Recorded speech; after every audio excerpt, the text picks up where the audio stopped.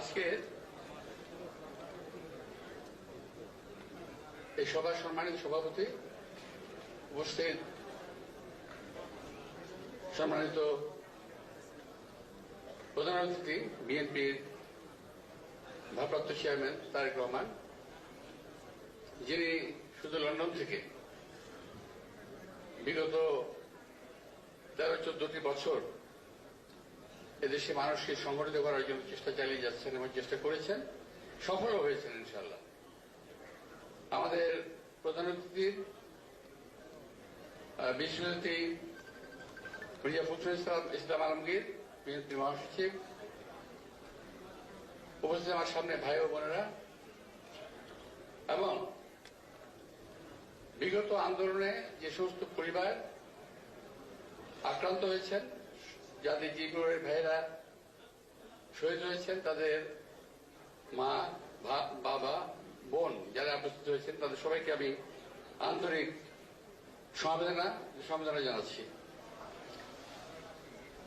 আমি কিছুক্ষণ আগে যখন বক্তব্য শুনছিলাম একজন মায়ের বক্তব্য, যার বক্তব্য থামছিল না, তিনি বলেই বলছেন আসলে উনি বলার মতো জায়গা পাচ্ছিলেন না, ওনার যে ভিতরের যন্ত্রণা, এই যন্ত্রণা প্রকাশ করার জায়গা পাচ্ছিলেন না। আমার মনে হয় এই বাবা কিংবা মা, তারা এই ধরনের ফোরামে তাদের অন্তরটা খুলে কথা বলতে পারেন। আমি যে কোনো প্রোগ্রামে গিয়েছি, আমি দেখলাম তারা এই ধরনের কথাই বলে থাকেন এবং বলতে চান। তো আমি তাদের প্রতি আন্তরিক সমবেদনা জানাচ্ছি। তো আজকে এই দিনটি যে দিনটিতে আমরা আছি, আজকে 19 তারিখ, 15-16 থেকে 19, এবং এর মধ্যে আমরা সকলেই বোধহয় ঢাকা শহরের এবং বাংলাদেশের মা, বোন, ভাই গিয়ে যা ছিল ঘরের, কেউ বোধহয় বাড়িতে ছিলাম না, আমরা সবাই বোধহয় হাসপাতালে করেছিলাম এই সময়টাতে। তো আমি ব্যক্তিগত ভাবেও কোন একটা জায়গায় ছিলাম। আমি শ্যামাপুর নিজের প্রসঙ্গে যাচ্ছি না, আমি শুধু এটুকু বলবো যে আজকে একটা বিশেষ গোষ্ঠী দাবি করেন যে এটা তাদের আন্দোলনের ফসল, আজকের বর্তমান যে অবস্থাটা। আমি এটা কিছুটা স্বীকার করব, তবে পুরোটা নয়। কারণ যে সময়টাতে সম্ভবত আমার যদি দিনক্ষণ ভুল না হয়, 16-17 তারিখে যারা আন্দোলনের জন্য অনেক কোটা আন্দোলন, বিশেষ করে কোটা আন্দোলনের জন্য অনেক লম্পঝম্প করছিলেন, পরবর্তী যখন বৈষম্য আন্দোলনে আসলো এটা, তখন যারা একটি দিনের জন্য, একটা সময়ের ব্যাপার আছে আমাদের, আমরা যখন বিএনপির রাজনীতি করি বহু আগে, সাথে সঙ্গে যখন আমাদের লড়াই হচ্ছে, তখন কিছু ঘটনা এমন ঘটছিল যে একটি দিনের জন্য আমার সেই ভাইয়েরা যখন রাস্তায় হুচট খেয়ে গেল, এবং তাদের মোটামুটি এক কথা বলতে গেলে, যদি খারাপ ভাষায় বলি, সেটা হলো পাততাড়ি উঠানো হয়ে গেছে। ঠিক সেই সময় আজকের প্রাইভেট বিশ্ববিদ্যালয়ের ভাইরা, আমাদের ছাত্র দলের ভাইরা, যুব দলের ভাইরা এবং আরেকটি রাজনৈতিক দলের ভাইরা, আমি কৃতিত্ব অস্বীকার করতে আমি দিতে চাই, যে দিতে হবে, যদি না নামতো মাঠে, আজকের এই পরিবেশ সৃষ্টি হতো না। এখানে আমি বলবো প্রাইভেট বিশ্ববিদ্যালয়ের ছেলেদের, ভাইদের এবং শিক্ষকদের বিশেষ করে যথেষ্ট অবদান রয়েছে। আমি দেখেছি একজন, আমি জানি না ওনার নাম, মানে আমি আর দেখিনি, পরে একজন মহিলা শিক্ষিকা, মানে প্রফেসর, উনি যে ভাষায় কথা বলছিলেন, সে ভাষায় কথা শোনার পর কোন ছাত্র সাহস করে এগিয়ে যাবে, এটাই ছিল নিয়ম। আমি বুঝতে পেরেছি, অর্থাৎ মায়ের ভাষায় কথা বলেছেন, সাহস জুগিয়েছেন ছাত্রদেরকে। আজকে অনেকে দেখেন এখানে যে বিভিন্ন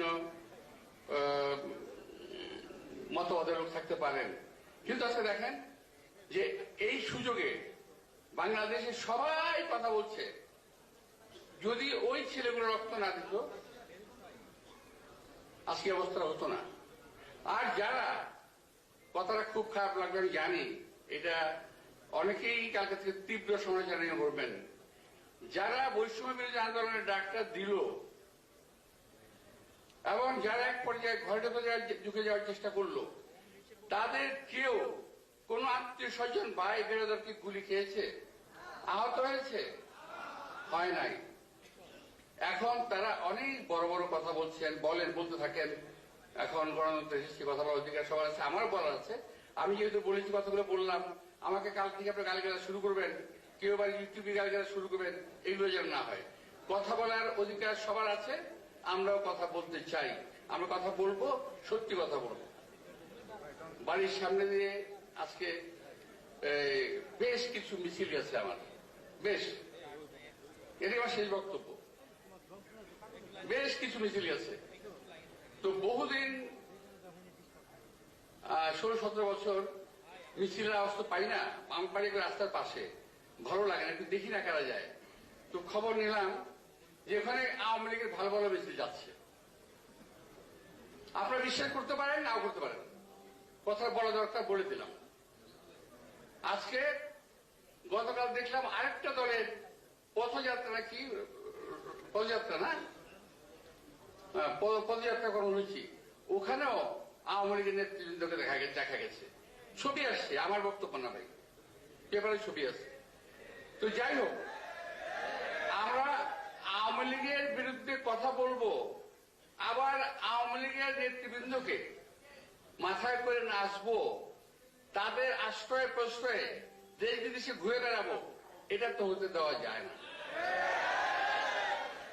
তাই প্রিয় ভাইরা, আমাদের এখন থেকে মনে রাখতে হবে, আমার যে ভাইয়েরা রক্ত দিয়েছেন, যে বোন বিধবা হয়েছেন, যে মা তার সন্তানকে হারিয়েছে, আমার যে ভাইরা এখন মতো আমরা বেঁচে আছেন, আমাদের মাথায় রাখতে হবে সামনের দিনগুলো কিন্তু খুব ভালো আসতেছে না। আজকে আমাদের রাজনৈতিক এই অবস্থার মধ্যে থেকে ঘোলা পানিতে মাছ শিকার করার চেষ্টা করা হচ্ছে। আমরা ইনশাল্লাহ এটাকে আমরা রোধ করব, যাতে এই দেশে একটা সহজ সরল গণতন্ত্র আসে এবং আমরা ভোট দিতে পারি। আমি বলছি না বিএনপিকে ভোট দিয়ে জয়যুক্ত করেন, আমরাই ক্ষমতায় যাব, এমন কথা আমার নেতা বলে নাই, আমাদের একটা চেয়ারম্যান বলে নাই, আমরাও বলছি না। কথা হলো যে একটা নির্বাচন আমরা চাই, ভালো একটা নির্বাচন, যে নির্বাচনের পরে দেশের সব মানুষ ঐক্যবদ্ধ হবে, একসঙ্গে হয়ে কাজ করে দেশটাকে এগিয়ে নিয়ে যাবে। আপনাদের সবাইকে আন্তরিক ধন্যবাদ। আসসালামু আলাইকুম।